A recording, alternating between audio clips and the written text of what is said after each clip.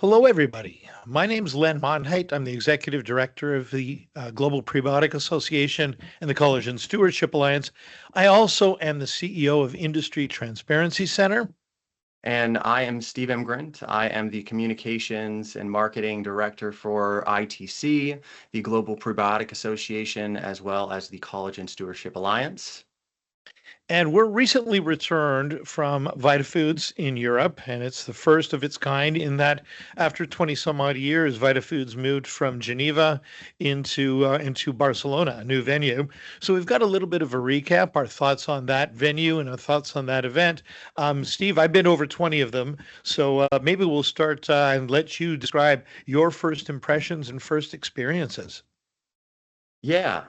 So, like you said, I never had the Geneva experience, but a central theme that I heard and as well as saw was maybe a new energy surrounding the conference that maybe wasn't at Geneva in the past few years, given maybe the smaller size, maybe just it needed a refreshing backdrop to the conference. But yeah, it was definitely a record number, record size, and created a lot of buzz from my perception. Absolutely. I mean, after the multi years in Geneva, I mean, you know where to go in Geneva. You know how the layout of the floor is going to be. You know where to find certain people. You had all those experience to run through de novo in Barcelona. It definitely was bigger. It was much more international from my perspective. Solid contingents from South America and Latin America, as well as Asia.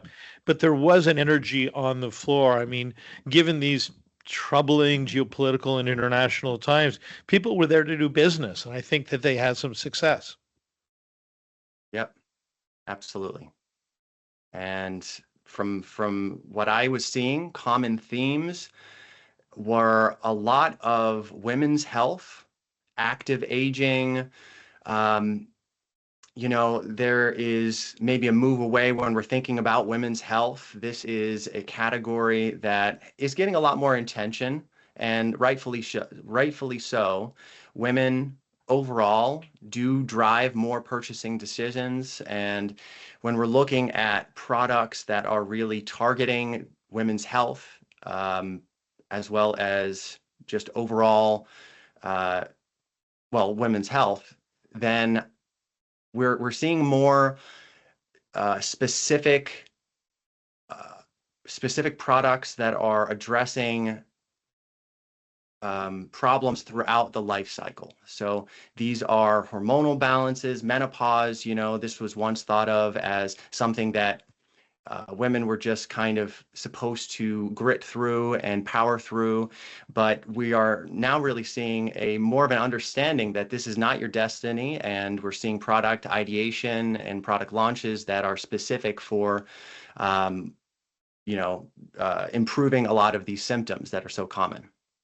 Yeah, I mean the first generation, maybe the second and even third generation of women's health products were versions of products instead of for male, they were for females. I mean the term pink washing has been used, and really that's not the case. This is very intentional, very purposeful, talking about the life cycles respectively. So whether it's perimenopause and menopause, whether it's the fertility environment, the sexual health, you've actually got two different categories that have emerged. You've got a men's health category, which is very, very distinctive in and of itself.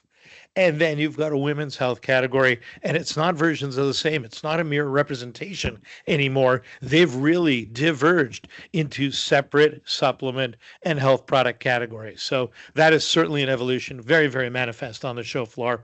And a shout out actually at this point, probably to the Women in Nutra folks.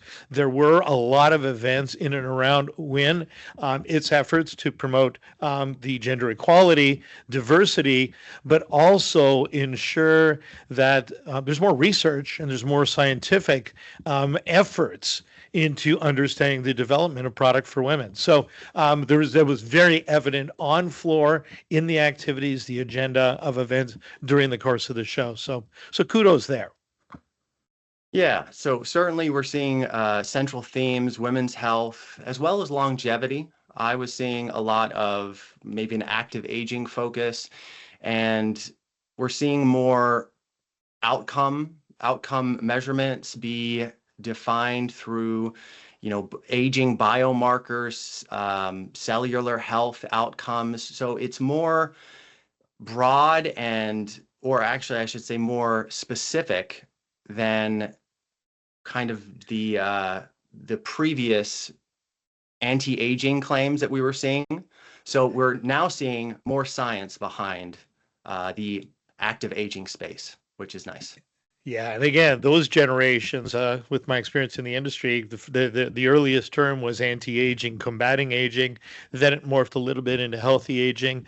You started with the term lifespan.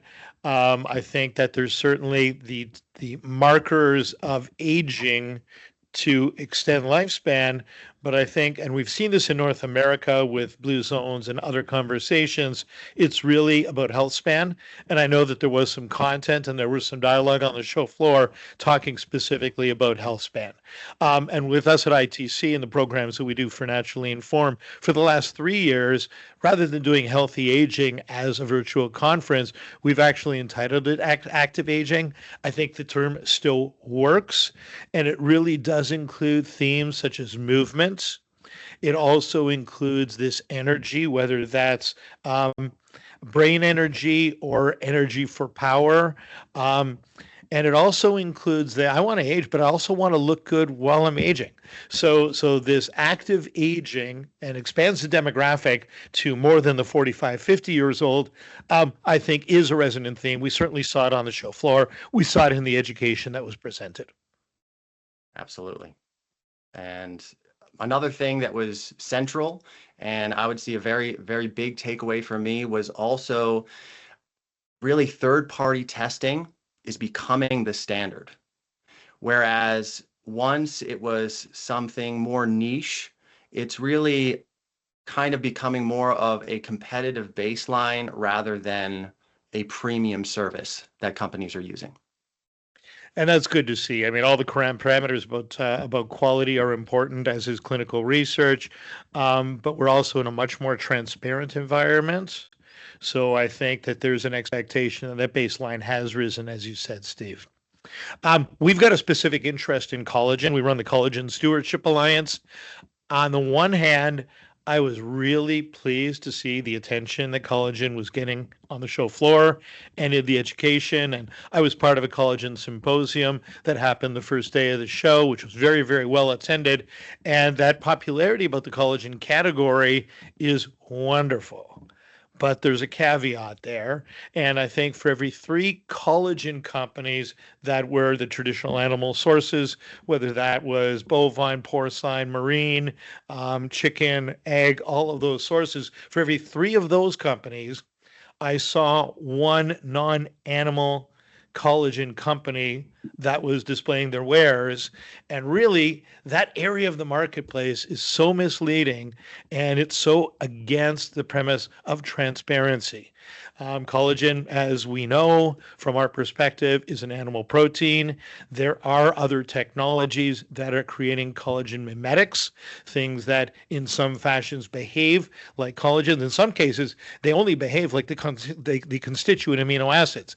So we've got to get better at this differentiation. And if we as industry are confused about it, can you imagine the effect on consumers when they really don't understand that collagen is an animal protein and it's associated with types, and the science is associated with types and sources, and then we've got a non-animal source, often you don't have that scientific evidence and rigor. Absolutely. And, just adding a little bit more from my perspective, as a licensed nutritionist that is currently seeing clients, I see firsthand the confusion of, collagen specifically, but just more broadly, kind of going back to the third-party certifications, there is a real need for transparency, and the customer is starting to look for and demand that. Another aspect that maybe we're kind of continuing on the confusion, or continuing along certain aspects that are still confusing in the industry, GLP-1. A central theme still we're seeing on the floor. We're seeing some marketing towards that. Can you speak more on your perception?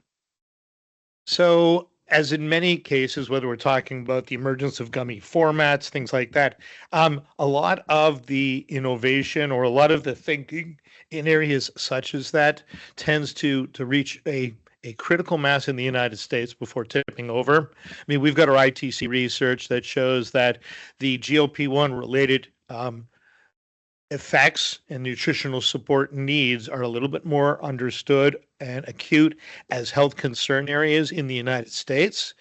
But I was interested to see a lot of solutions in and around GLP-1. I actually did see a pretty responsible marketing environment. I didn't see alternatives to GLP-1 in the positioning, like we've seen at some of the other venues and some of the other events that you and I have attended. But I did see a lot of references to the reality that we're in a GLP-1 drug environment with a lot of effects, and people are trying to position and then use the buzz and the association and the strength of GLP-1 to advance themselves. So it's there on the show floor, but I did not see as much as I have seen about GLP-1 alternatives. Yep. More, for sure, more responsible marketing practices that we're seeing. Yep. Yeah, I mean that takes us over a little bit into some of the things that, from a microbiome centric standpoint, we haven't touched on that as far as the volume on the show floor of folks that were talking about microbiome. But that's another category. We obviously have an interest in it with some of the things that we do, including the Global Prebiotic Association. But the prebiotic community was out in decent force. The probiotic community was actually out in exceptional force, especially international probiotic companies. A lot of companies I had never really seen before with clinical evidence to substantiate their species and strain. So what is a more mature category still had the emergence of new science and new positioning, whether it was just talking about Akkermansia itself or talking about some other novel species and strains with clinical evidence around a number of different health conditions. So microbiome was another topic area and subject area that I really thought was pretty strong at Vitafoods. Absolutely. And I was seeing more of a diversified label claims in the biotic space. So it's not just gut, but it's more combination. So gut and immune, gut and skin, mental health. We're seeing more differentiation with specific products, which is a good thing to see from my perspective. Yep. And then you talk about some of the other concern areas associated with the biotics environment, which takes us into some of the mental wellness, some of the metabolic health and energy. I really didn't see a dramatic increase in the presence of things around stress and mental wellness. Having said that, resilience does resonate. So the ability to cope. So strategies for resilience, I did see. And I did see strategies for energy, whether that's brain energy or just cellular energy. So I think that those areas, but I mean, really, again, did not see as much of an increase in stress and mental wellness, which was really one of the dominant themes in previous Vitafoods. And I think that could be a result that the mental health aspect, the regulatory claims that can be made are being maybe put into other categories. So like the biotic space, the gut-brain connection, even protein, for example, you could make some mental health claims there as well. So more varied mental health niches. Yeah, and I mean, sleep is a perfect example for that. So instead of under the broader category of mental health, you've actually got a dedicated category of sleep, and restoration. So I think that testifies to what you're saying. I've got a question for you, Steve. You've been to SupplySide a couple of years ago. Now you've done Vitafoods. Compare and contrast. Yeah, well, It's been a few years since I was at SupplySide. That would have been in 2019. So definitely a lot of moves the industry has made, since the pandemic and, all of the, well, maybe AI and some of the digital health personalization trends. I would say that's something that wasn't as much of a focus. And now I would see, a lot more companies are utilizing things and really utilizing AI-driven algorithms to, you know, personalize trends, track health metrics. So in that sense, it's more digital health technology utilization, um, and maybe a little bit more emphasis on sustainability. So eco-friendly sourcing, um, that kind of goes back to third-party testing. We're just kind of continuing to see the need for, branded ingredients, third-party certifications continuing to grow. Yeah, that gives rise to the conversation about transparency and upcycling and food-based ingredients and differentiation on that type of thing, which you see in certain categories as well. Um, so on product formats, there's a little bit more diversity and there's a graying over into non-supplement formats. There used to be this sort of this bar chew gummy evolution. I mean, gummies certainly prevalent as a delivery format, but not necessarily taking the entire sector of food supplements away, but functional beverages. I mean, we saw this at Expo, we saw this at SupplySide last year, but from a delivery format, the beverage format is certainly pervasive. So formulating for beverages has got to be an area to focus on. Yeah, and kind of going back to your one question about the differences in what was seen from SupplySide a few years ago to the evolution that we're seeing at Vitafoods, as well as, kind of going back to Expo, continuing to see functional food and beverages be a very vital component to delivery forms, formats. It's definitely a category that customers are looking for.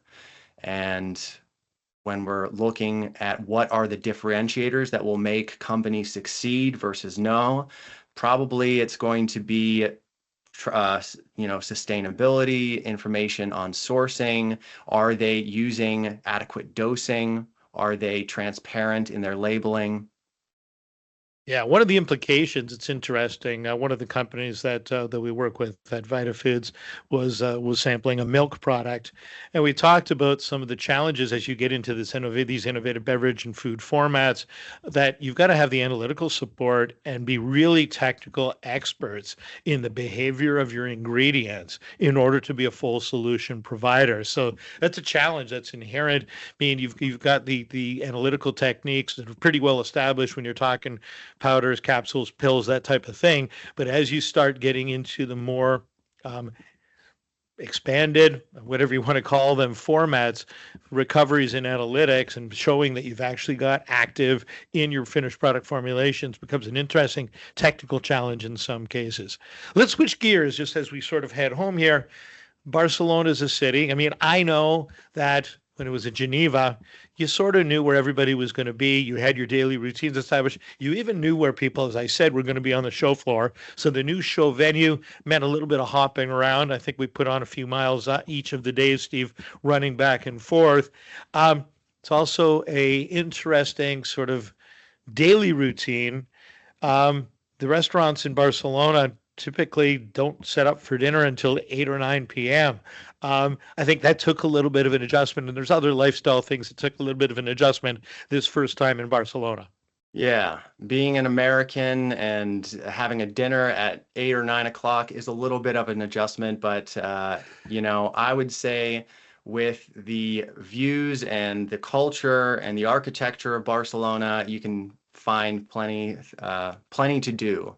And it was my first time in Barcelona. I'm a big fan, looking forward to coming back next year and really looking forward to seeing the innovation and where the show goes from here. Yeah, I had a good show. I had more preset meetings than I've had at Vitafoods in many, many years. You started at the top by saying the energy, it was palpable. Looking forward to next year in Barcelona. I mean, we had good conversations that reflected what we do with ITC, with our reports and our consumer research, as well as our virtual conferences and the other things that we do. GPA, we started right off the top on the Monday with the members meeting and had some very good conversations to advance the category. And then the Collagen Stewardship Alliance, we had the symposium, other dialogues with existing supporters as well as potential new supporters. So, I mean, we're a week and a half post, more to go, more to do, but a lot of follow-ups that are in the pipelines. Good takeaways. Looking forward to next year and looking forward to following up and continuing the momentum. Absolutely.